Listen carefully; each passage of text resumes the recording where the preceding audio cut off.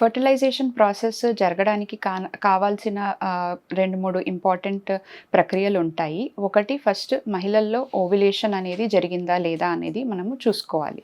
Ovulation అనగా మహిళల్లో period వచ్చిన ఫస్ట్ డే నుంచి ఈ ఎగ్ అనేది ఒకటి అండం తయారయ్యే ప్రక్రియ అనేది జరుగుతుంది.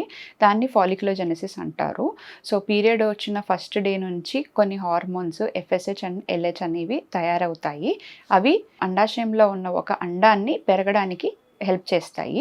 పీరియడ్ వచ్చిన 9వ రోజు నుంచి మనం స్కానింగ్ అనేది చేసుకుంటూ అండం పెరిగిందా లేదా, ఎటు సైడ్ పెరిగింది, పెరుగుతుంటే కరెక్ట్ సైజ్ పెరుగుతుందా లేదా అన్నది ఆల్టర్నేట్ డే స్కానింగ్ చేసుకుంటూ మనము దీన్ని ఫాలిక్యులర్ స్టడీ అంటారు. సో అండం పెరిగిందా లేదా, అండం విడుదలైందా లేదా అన్నది ఫాలిక్యులర్ స్టడీలో చెక్ చేసుకుంటే ఓవ్యులేషన్ అయిందో లేదో తెలుస్తుంది. మీరు తీసుకునే అదే మందులు, అదే నాణ్యమైన మందులు మెడ్ ప్లస్ బ్రాండ్స్ పై సగం ధరకే